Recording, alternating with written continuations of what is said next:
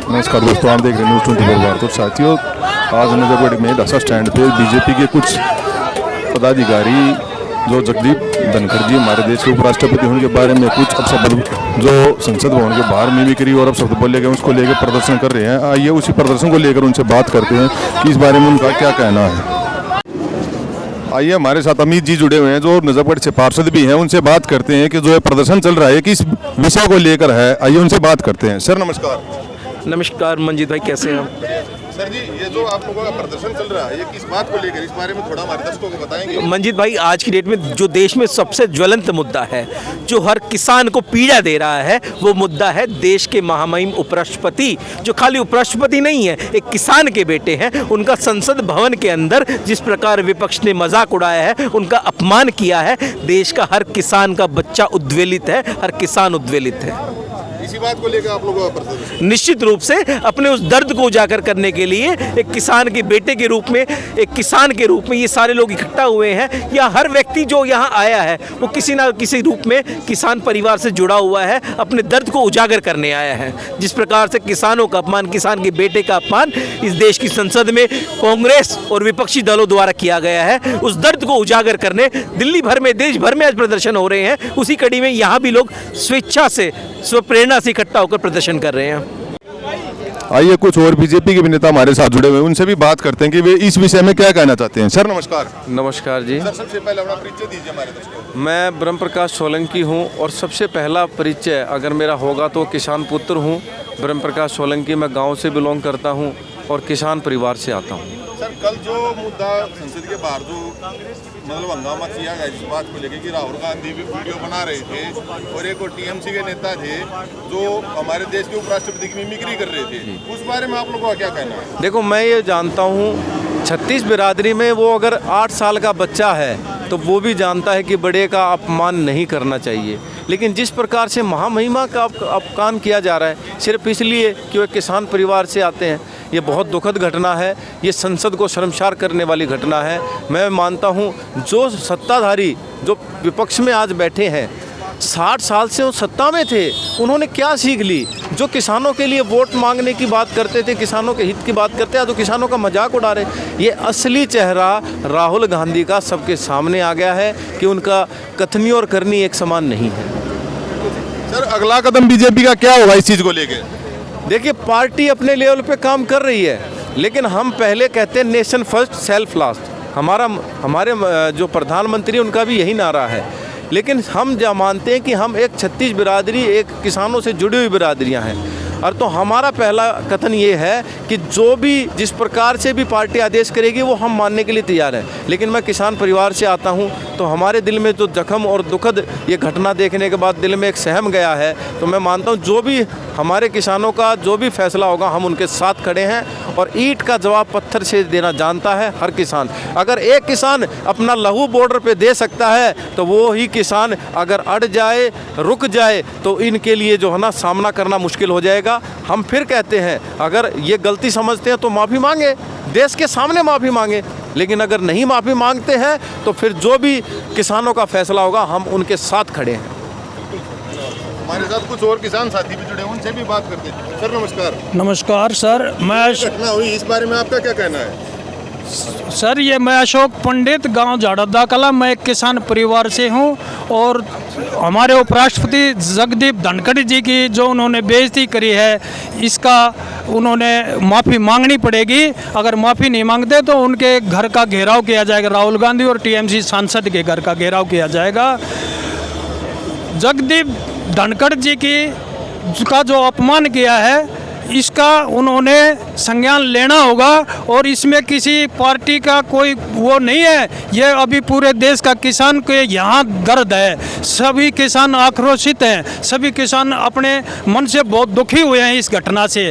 वो नकल उतार रहे हैं। एक बुजुर्ग आदमी है, एक उपराष्ट्रपति है, वो किसी की मर्यादा का शर्म नहीं करते। कभी संसद में आंख मारते हैं, कभी संसद में इशारे करिए हैं, कोई मर्यादा ही नहीं है उनकी, और आज उन्होंने सारे रिकॉर्ड तोड़ दिए। अब पूरे भारत के किसान एकजुट होकर उनसे माफ़ी मंगवाएंगे, और 24 तारीख को द्वारका गार्डन में महापंचायत बुलाई गई है हमारे 360 सुरेंद्र सोलंकी जी के प्रधान ने। और फिर अगर वो माफ़ी नहीं मांगते 24 तारीख तक, तो उसी दिन उनके घर पर, वहीं से सीधे उनके घर पर जाएंगे, उनके घर का घेराव करेंगे, उनको माफ़ी मांगनी पड़ेगी। आइए हमारे साथ कुछ मातृशक्ति भी जुड़ी है हुई है, उनसे भी बात करते हैं कि इस विषय में उनका क्या कहना है। मैम नमस्कार। नमस्कार जी। मैम सबसे पहले हमारे दर्शकों को अपना परिचय दीजिए। भाई मेरा नाम ललिता शर्मा है और मैं एक साधारण परिवार से हूँ। मैम जो ये आज कल जो ये घटना हुई है संसद के बाहर, हाँ जी, इस बारे में आप लोगों का क्या कहना है? ये बिल्कुल अनैतिक है। संसद में चुने हुए लोग जाते हैं, ये नहीं कि एक दूसरे पे हुटिंग करने, टोंट कसिंग करने। वो कहते हैं ये हमारी कलाकारी है। अरे किस चीज़ की कलाकारी है? ये कलाकारी कहते हैं। तुम्हें कलाकारी करने के लिए वहाँ गए हो क्या? किसी नाटक कंपनी में भर्ती हो जाओ। हमारे मोदी जी हमें ये संस्कार नहीं देते और ना ही ये संस्कार हमारे माँ बाप ने हमें दिए हैं। धनखड़ जी का जो अपमान हुआ है, ये पूरे हमारे राष्ट्र का अपमान हुआ है। राष्ट्रपति तो सबसे बड़ी मोहर होती है, सर्वोच्च पद पे हैं वो, सर्वोच्च पद पे हैं। उससे बड़े लोगों का किसका अपमान करेंगे? जब इन्होंने देश के सबसे ऊपरी शक्ति का इन्होंने अपमान कर दिया तो किसी को बख्शने वाले नहीं है। तो एक हमारे जैसे साधारण व्यक्ति का तो यहाँ जीना ही बेकार है। ये हमारा तो बात बात पे अपमान करते हैं, हमें किसी बात में वैल्यू नहीं देते। ये बाहर के देश हैं, ये बाहर के देशों से आके यहाँ पे नेतागिरी करने लग रहे हैं। इसकी माँ भी ऐसे आई थी और जब माँ ऐसी है तो इसमें संस्कार भी ऐसे ही हैं। जैसी माँ होगी वैसा ही बच्चा होगा। जिसे पीवेगा दूध ही और उसी हो जाएगी बुद्धि। और तो इसकी बीच ये बुद्धि है, संसद में खड़ा होगा नाचन लग जाएगा, ये हो करेगा। इसको ये तो पता नहीं मातृशक्ति खड़ी है, मातृशक्ति बैठी है या हमारे देश के बुजुर्ग बैठे हैं। हमारे गाँव में तो अगर ऐसा है संस्कार कि जब किसी से हमारी राम राम भी ना हो ना, जब भी बच्चे उसको कहते हैं दादा राम राम, दादी राम राम, ताऊ राम राम। पर इनमें ये संस्कार थोड़ी है, ये तो उसको देख कर हुटिंग करेंगे। हमारे धनखड़ जी का जो अपमान किया है, इसको हम बर्दाश्त नहीं करेंगे भाई किसी भी कीमत पर। हमारे चैनल के माध्यम से आपकी जो अपील है सरकार से या दर्शकों से, हाँ जी, उसके बारे में थोड़ा बताइए। हमारी अपील ये है भाई, मैं अपनी राय देना चाहती हूँ कि संसद में बैठ के इस प्रकार की तुच्छ वारदात ना करी जाए।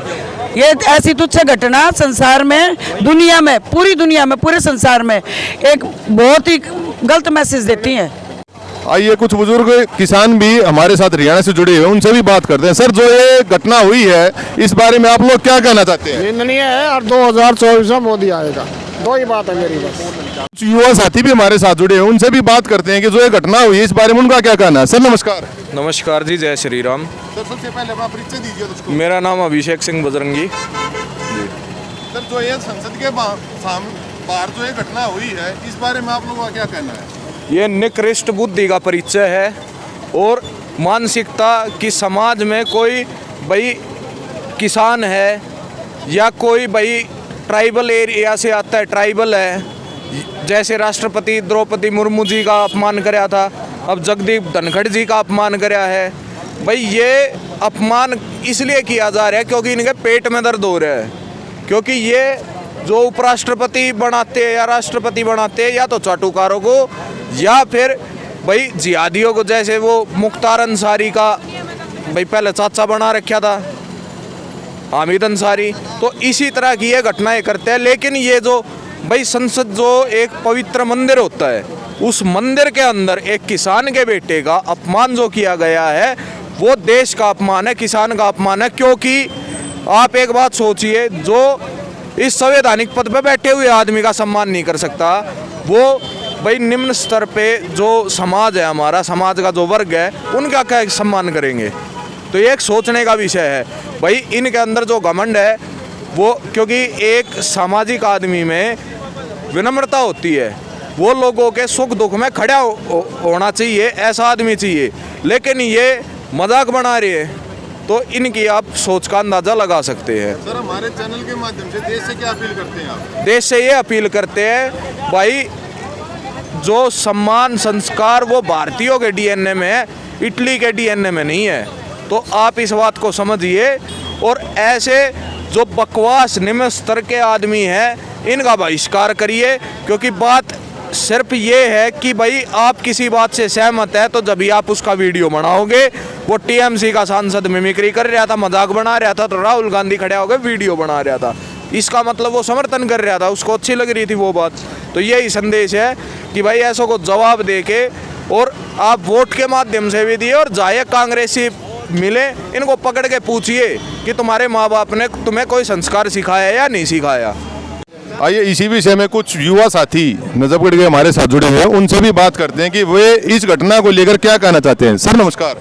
नमस्कार जी। सबसे पहले अपना परिचय दीजिए। जी मेरा नाम है राज भाई। राज जी, जो ये घटना हुई है संसद के सामने, इस बारे में आप लोगों का क्या कहना है? घोर निंदनीय घटना है और राहुल गांधी ने जो अपने विचारधारा का प्रदर्शन किया है वीडियो बना करके, आप सभी उसमें देख सकते हो। इसका एक नौटंकी और थी, भारत जोड़ो यात्रा। अरे भारत कब टूट गया था मेरे भाई? भारत कब टूट गया था जो तू जोड़न निकला था? और जोड़न में 200 मीटर चला, फिर गाड़ी में बैठ लिया, फिर दूसरे राज्य में पहुंच लिया, ठीक है। 4-5 दिन में पूरा भारत जोड़ दिया इसने।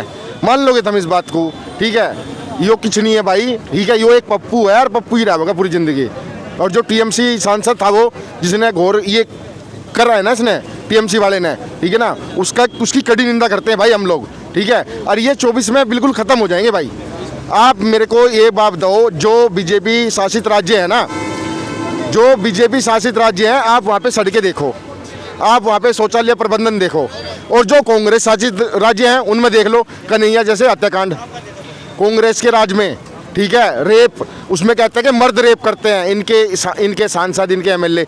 भाई साहब, इनकी आप विचारधारा को आप आकलन करके देखो, ये कुछ नहीं है भाई, खत्म हो जाएंगे। और 24 में पूर्ण इनका अंत होना है। 24 जो आ रहा है ना, उसमें पूर्ण अंत होना है, ठीक है। सर, हमारे चैनल के माध्यम से दर्शकों से क्या अपील करते हैं आप? दर्शकों से मैं एक अपील करूंगा भाई, आप अगर इस भारत को अखंड भारत देखना चाहते हैं और हिंदू राष्ट्र में तब्दील देखना चाहते हैं तो बीजेपी को समर्थन कर दो भाई, ठीक है। और आपके लिए ये सबसे फायदेमंद बात है भाई। जो मैं एक बात बताऊंगा, जो पार्टी ना मुकाबला नहीं कर सकती ना, वो फिर मजाक उड़ाने पर उतर जाती है। जो पार्टी मुकाबला नहीं कर सकती वो मजाक उड़ाने पर उतर जाती है। जो काम आज कांग्रेस पार्टी कर रही है, मजाक उड़ाने का काम। और इनकी जो मजाक करा गया है ना, यो किसानों के खिलाफ, ठीक है, किसान इसका बदला लेंगे। और 24 में बीजेपी आएगी और 29 में भी आएगी भाई। योगी जैसे कहीं नहीं जाएंगे मेरे भाई, आने वाला प्रधानमंत्री है, ठीक है। लोगों का माइंड सेट हो रखा है, योगी आवेगा, खत्म कहानी। जय श्री राम।